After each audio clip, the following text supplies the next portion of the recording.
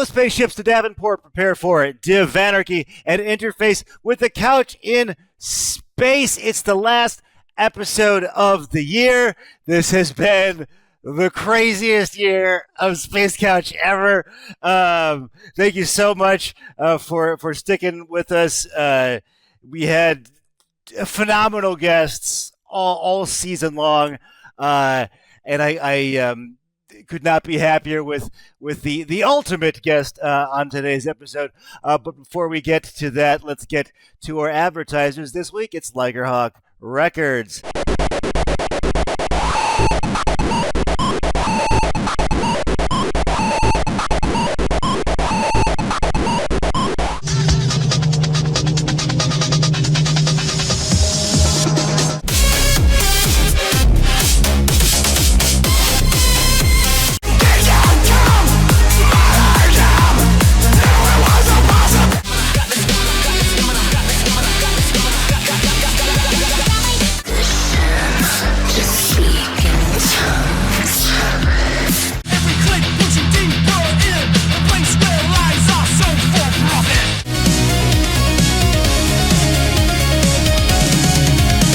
Take a look, don't be a schnook, the New Jersey drone.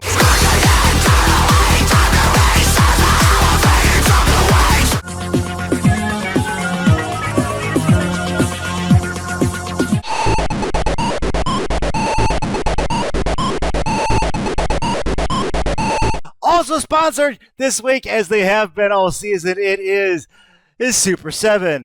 Now for Vampire Mermaid.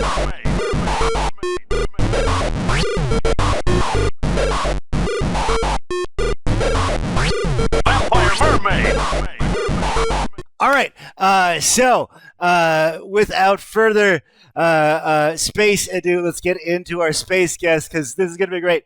Ladies and gentlemen, please welcome Christopher J. What's up, man?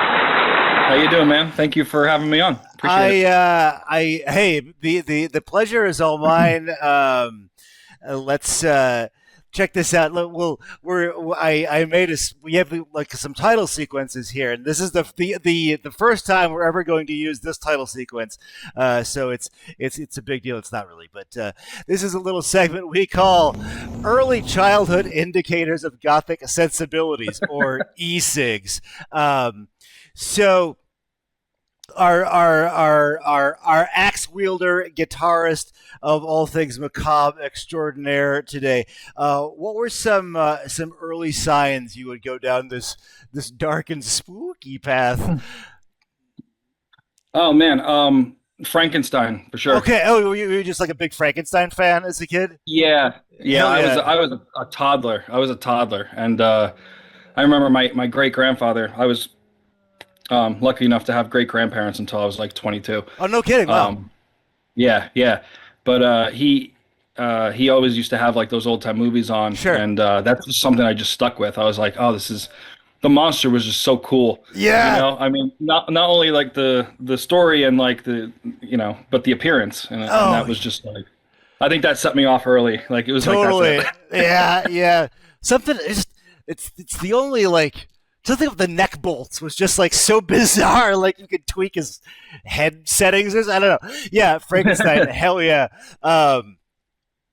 Good call. Well. Speaking of stitching together parts from beyond, we will stitch together some of your many projects. We have a lot of logos on the screen today. Let's do a space flyby, as long as we're out here in the cosmos, flying through space, and definitely not Knoxville, Tennessee. Totally different place. Right.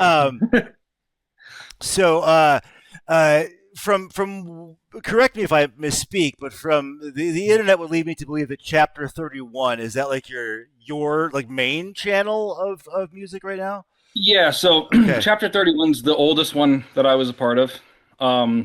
It's actually the band I made in high school. Oh, no kidding. So we got a lot of label. We got a lot of label attention, and we were on the radio pretty early on. In high school? Yeah, right out of high school. We were on DHA in the area, so 105.5. And they were playing the single off of the album that we released in September of 12. And that was through that label attention and stuff. One of those avenues led me to both of those other bands. Okay. And I obviously listened to the Misfits. Shout out to Brian Lowry. I haven't talked to Brian Lowry in probably years, but on the grade school bus, he brought his iPad in and he's like, "You got to hear this song." And, Oh, yes. and it was Saturday Night and Helena by Okay. by the Misfits, and I was like, "Oh, what is this? Like, well, come on now." Right. So after that, it was kind of just, everything seemed to fall into place for Hell me. yeah. Hell yeah. We will, because that's I like just being on the bus hearing a song and then joining the band years later. We will, well, in a iteration thereof, let's say. Right. The although I want to get into the speaking of Frankenstein, briefly coming back from the dead, Johnny B. Morbid.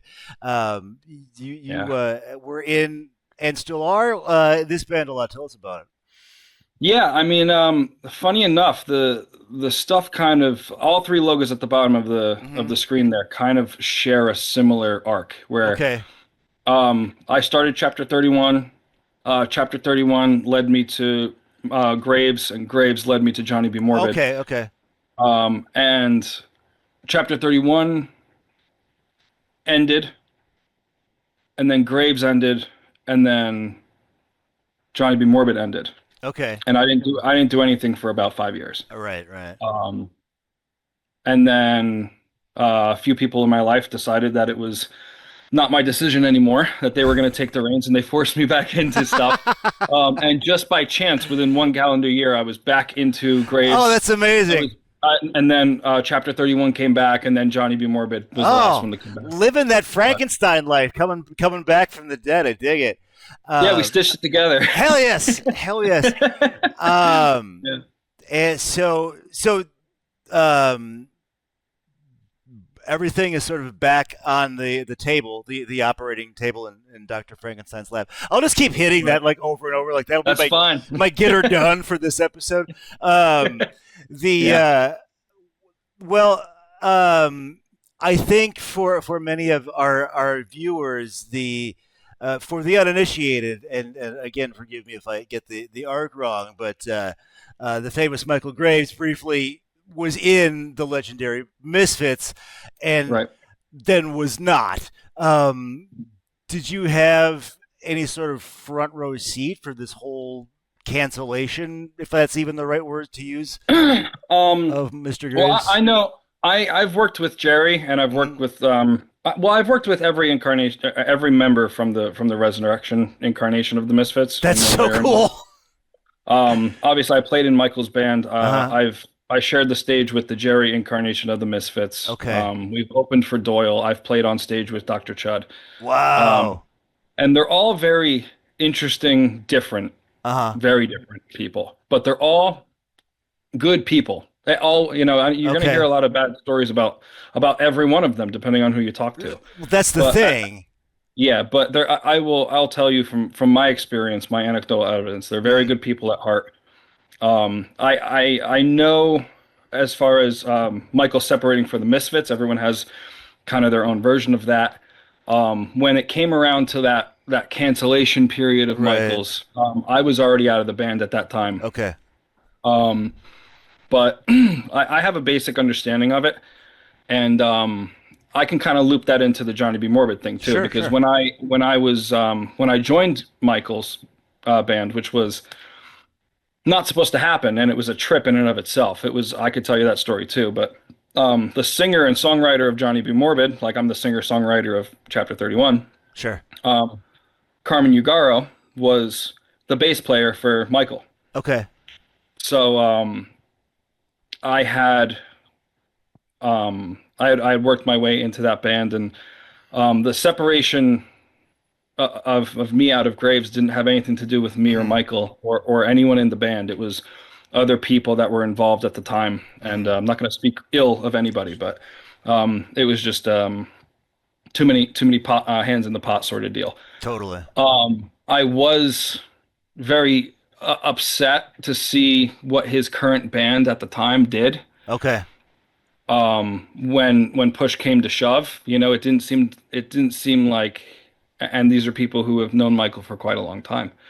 It didn't seem like it took any pressure at all for them to completely abandon ship. Yeah, that And happens. I can just say I wouldn't have done it. Sure. I wouldn't have left him out there like that. He's a good dude, and he's Mhm. always, I've had nothing but great experiences with him, and I know who he is. Very cool. Very Um, cool.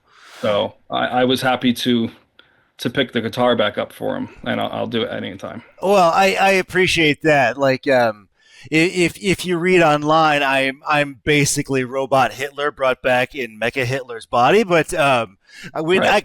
but for some reason I can talk to anybody in space. It's like when you actually talk to the person, like different things come out. So, Well, um, yeah, I mean, I've definitely seen what you're talking about. People are like, oh, don't, you know, I don't react well to the don't talk to this person. Don't debate this person. right, Like, because the first thing I'm going to do is do it. right, So, right, right. it's there needs to be more discussion and more talk and more understanding, not less. So, Very cool, very cool. So everything you've seen from uh, whatever, let's say, I won't speak to the actual political opinions or whatever that quote unquote got him ejected from Mr. Graves from that incarnation of the Misfits, but your personal interactions, he's not eating dog babies backstage or some. Well, I mean, maybe for the Misfits that's a bad example, but he's not the. no, He's I think the deal with the Misfits was it was just they didn't have and this is not any exclusive. This is sure, sure, they've sure. talked about this publicly, so I'm gonna just Right. reiterate it. But they didn't. They all had personal managers. They didn't have a band manager, Mm-hmm. and they lacked that glue. That band manager that's supposed to Mm-hmm. keep everyone. You know, and I think Okay. they're extreme personalities. Right. That's Right. all it was. Jerry will tell you that Michael was young and he wasn't doing X, Y, or Z, Uh and huh. Michael will tell you that he was underappreciated, and for his Right. talent and his writing ability, I could see why he would think that. Mm-hmm. Mm-hmm. Um, but I know that I'm pretty sure they all still talk, Okay. Oh, very cool. you Okay. know. Very But cool. as far as his band walking away from him in 2020 or 2016, whatever it was, Right. um, I think they were like mid-tour or something like that. Really? Oh, gnarly. Just like Yeah, yeah. catch you And if, later. if not, if not mid-tour, they were like fresh off a tour. But Wow. he came out and he was like, Michael basically like came out online and was like, yeah, my band just like quit on me. Like I went to use the Like, bathroom at a Panera Bread and like came out and they're just like, bye. Like, yeah. And, as a matter of fact, it's funny because when I exited Graves, me and Michael, it's one of those things where it's like we don't even remember why we were mad, okay. but I Yes. was Yes. I was a little upset about things like that I expected Mm-hmm. of the camp, Mm-hmm. especially because in order to join Michael's band, I made a lot of sacrifices. So there was certain Mm-hmm. things I was expecting, like I guess gratitude wise, Okay. appreciation wise, Sure. that didn't come Sure. to Oh, fruition. that sucks.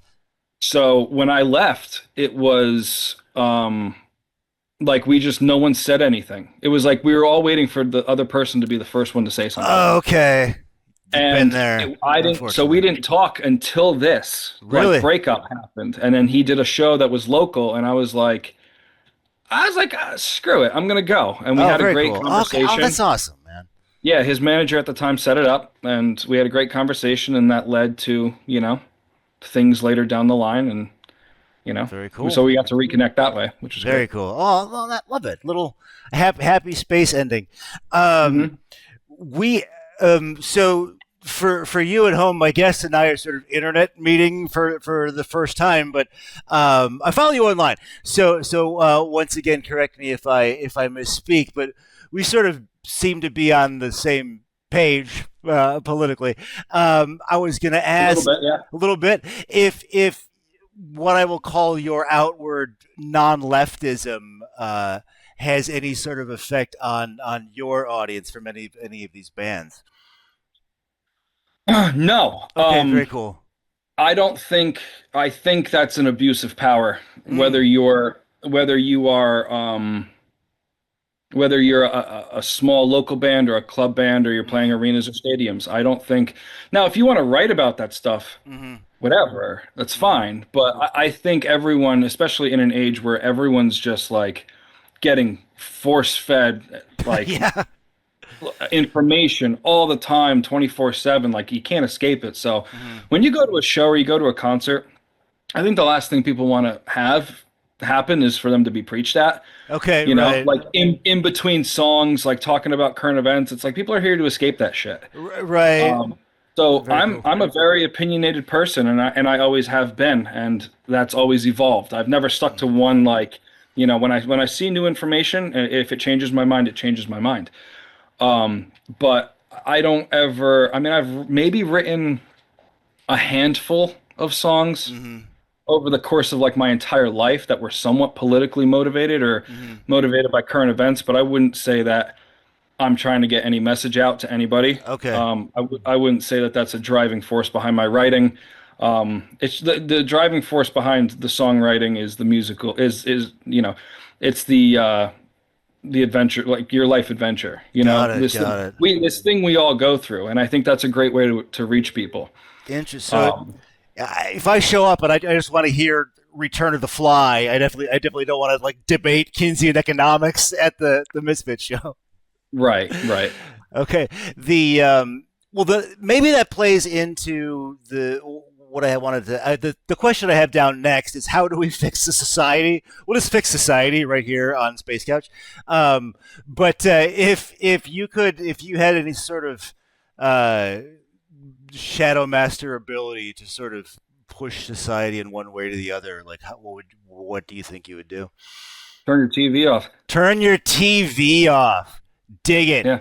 Dig it. Dig it. Just because it's like, in what way? Meaning what? I just think everyone, the more time you sit watching the news or getting stories funneled through the facade of social media, Yeah. it dehumanizes people. It Interesting. Okay. dehumanizes your opposing side. It dehumanizes, everybody, even those on your own side.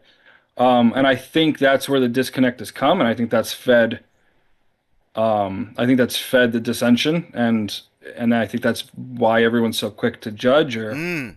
snap to a Okay. conclusion because it's not like if you've seen one, you've seen them all Right. type energy, right? Where before Facebook and the internet, like the 80s and early 90s, you'd have to go out to a bar and talk to somebody and God forbid.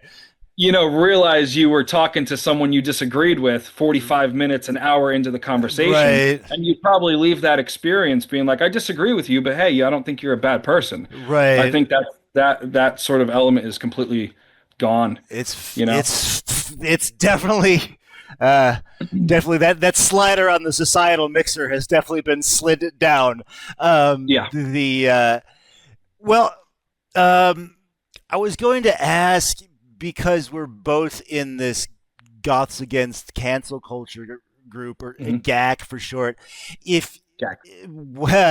the like, what's the current vibe in dark rock world so far as you experience it? Is it like Knives Out total cancel culture, or left or right? Like what's going on in that experience for Um, you? I think for a long time, Hmm. now to Michael's credit, he's been talking out since the early 2000s, Totally. about what he feels compelled to talk about. And that, Okay. like I said, I respect his choice to not talk about that stuff on stage. Mm. Um, and even if it's something I agree with, that's not why people are there. Hmm. So I think he keeps his two sides completely separate. Interesting. Okay. But I think for a long time, people like Michael and probably, if I was older back then, like me, would have been forced out of um, either a scene or Hmm.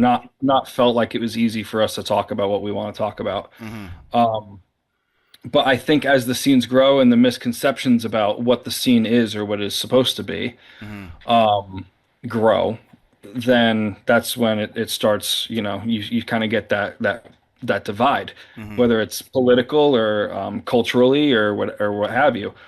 I think in the last few years we're seeing a complete rejection of that sort of behavior, and it's not for the lack of one side trying. I think it's just there's people who want to be combative and want to be proactive, even if it's cancerous and completely in the wrong vein. And then you have the other group of people that just want to be like, they just want to think what they think, and they don't hate anybody, and they want to be left alone. Those people who just want to be left alone have grown tired of not being left alone. Yeah.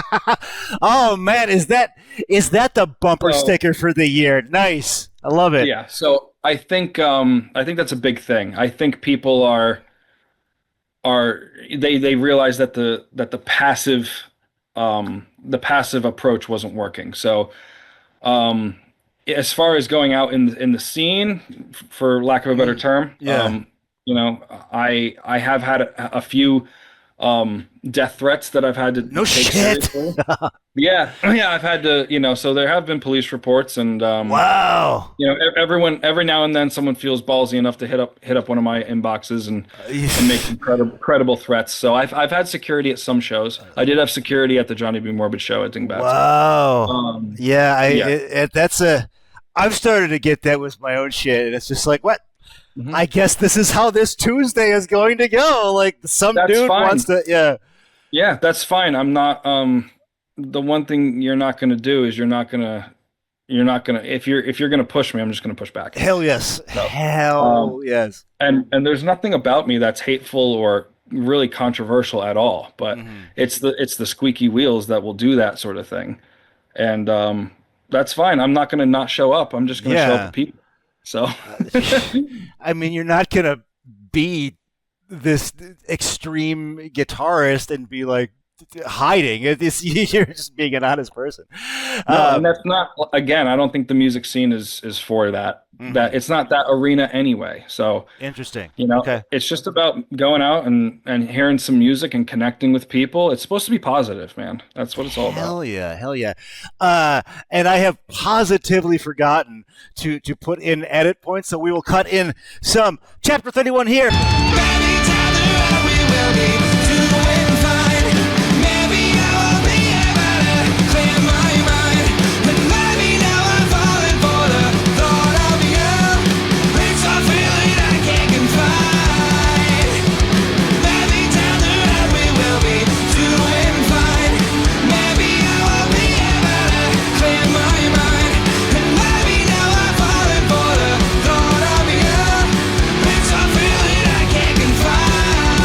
Then we'll cut in some Michael Graves here.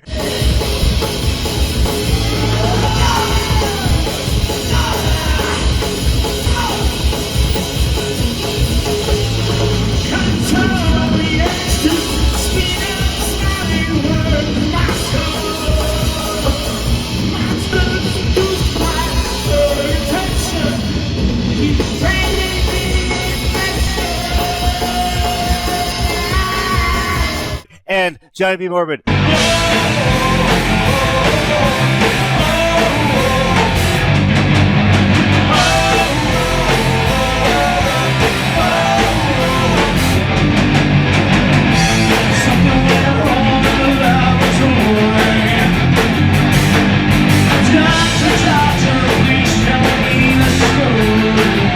Boom, boom, boom, knocking them out. All right.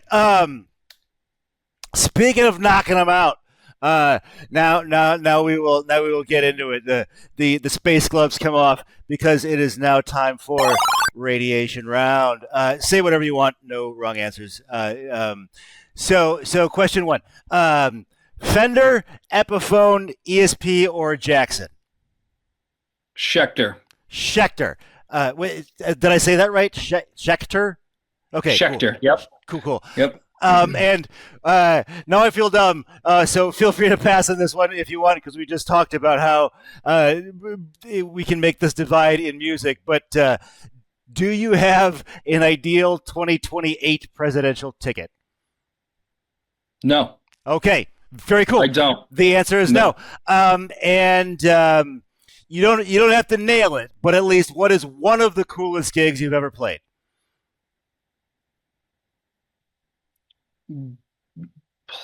I have two. Okay, great. The one of the ones was Johnny B. Morbid with Guar Nice. at the Starland Ballroom. Where's that? That was awesome. The Starland Ballroom it's like a 3,000 capacity venue in Sayreville, New Jersey. Hell yeah! Wow. And then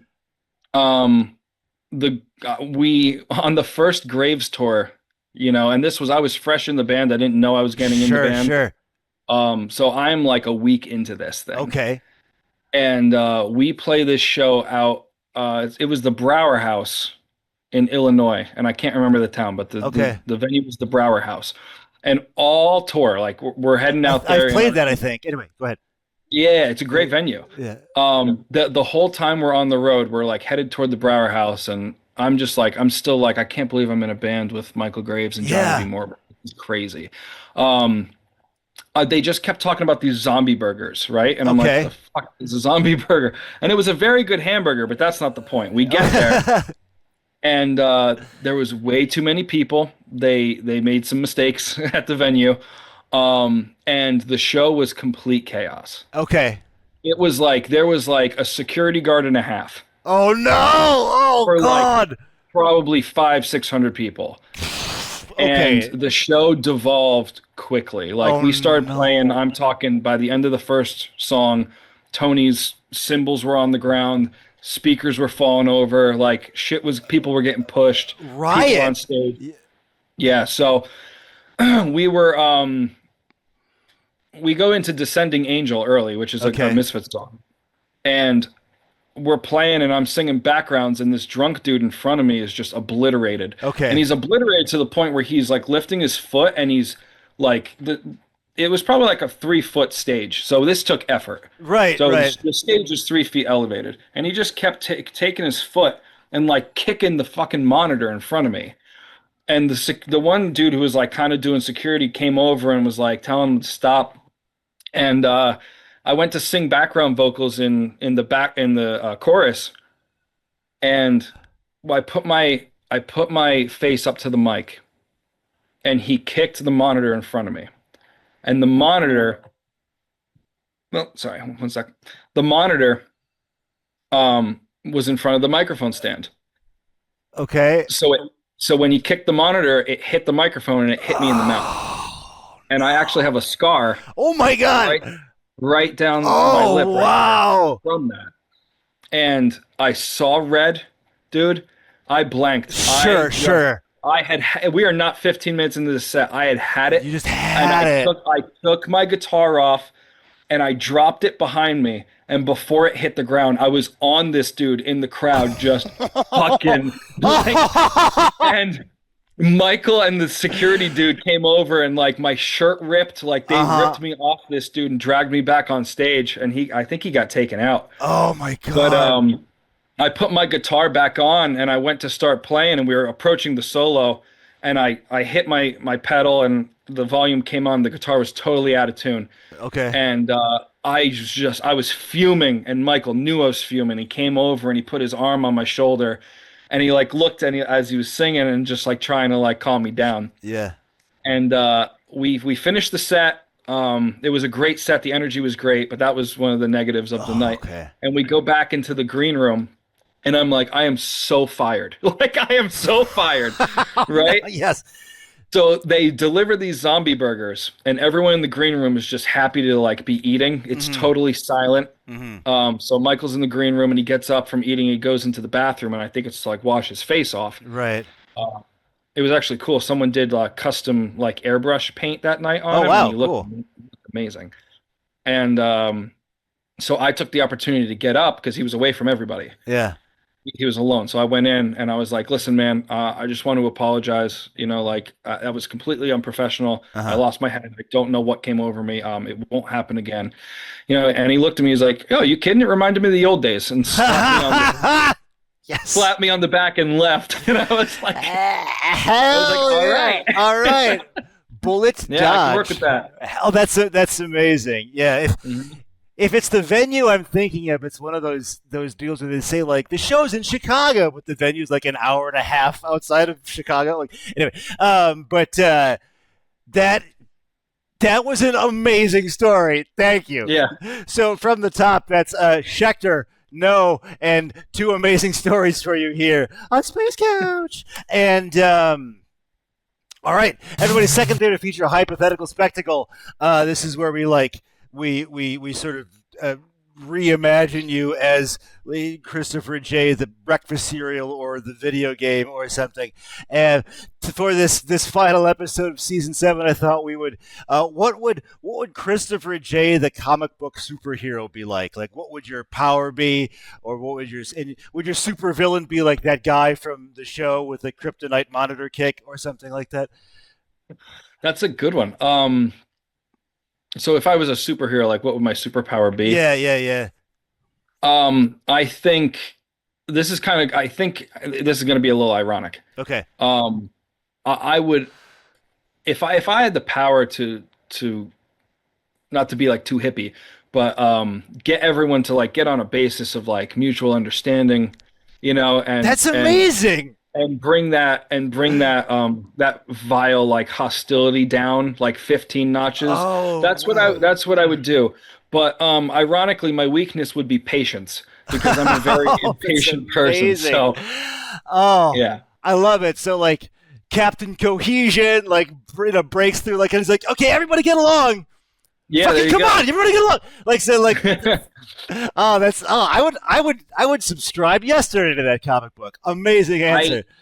I want nothing more than for people to like chill the fuck out. Yeah, I really do. But at the same time, I know I have like the shortest fuse of anyone I know. Like, I'll be working on something like in my house, and I'll be like doing something. I'm like, motherfucking something, just freaking out. Oh yeah, like if somebody wants to ask you a question and they're like, okay, let me give you 5 minutes of backstory. I'm like, can you just get to the question you want to ask me, please? That's great. No, I'm in that same boat. Well, I love that super. I mean, I'd really like shooting lasers out of your eyes or something is all well and good, but if you can just get the bank robbers to chill out for a second, everybody wins. It's the perfect superpower. Right? Yeah, it would be more of a psychological power, I think. I dig it. Well, you're like Professor X, but with like guitar shredding skills. The Professor Schechter, I don't know. It didn't work. I got greedy. All right, I think we nailed it, man. So let's see.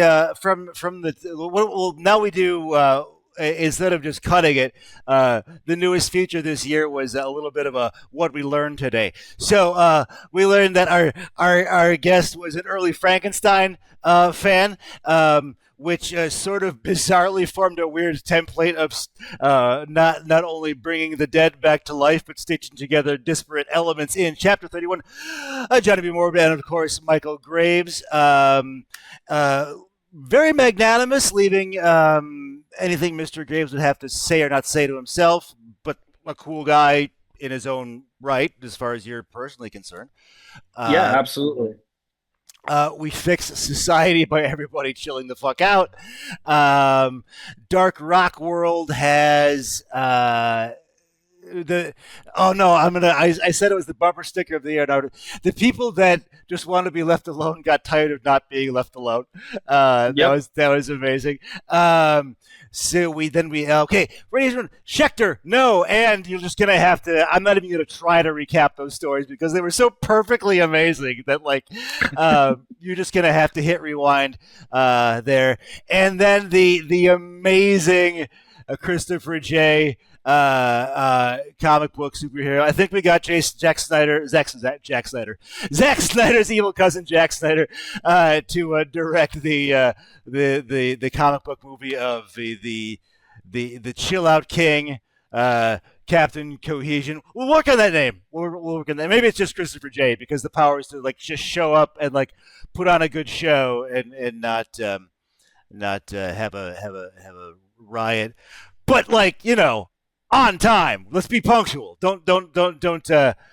Right, the impatience is right. the thing. Hey, no judgment. Well, see, that's the cool thing about doing your show from space, because like time and space are curved. So out here, it's all relative, like anyway. So you got plenty of time. There you go, man. You got it figured out. Yeah. And it also means I never have to open with a land acknowledgement because we're in space. But anyway, this is, unless you have any final thoughts, I'll just cap it here. Well, I would want to say, thank you to anybody and everybody that's ever had, something to do with those three bands down there. I love all those guys, in every single one of those bands. There's the big reason Chapter 31 is back is because the guys around me are amazing. And absolutely check out. We just dropped an album in August, Split Personality. Oh, I suck. I should have. Okay, where do we find the platforms. Chapter 31 album? Like, where do you, like, Bandcamp or just all the streaming? All the streaming platforms. Okay. It's up on Apple Music and Spotify and all that type of stuff. Awesome. And give me the name one more time. Split Personality. Split Personality is the new one from Chapter 31. I will try to be at least a little bit professional and do some one ad hoc question about the new album. How does this compare to, like, does it have a vibe of its own compared to the pre-chapter, like the pre-Death Part 1 Chapter 31 material? I think it's a lot more grown up, but it's also a little bit someone had a perfect, not retro, but there's a lot of those like elder emos and people now that people who used to listen to pop punk when like Good Charlotte or Green Day were big in the late 90s, early 2000s, and it seems to remind a lot of people of that writing very style. Cool. Okay, so it's got I do like that four chord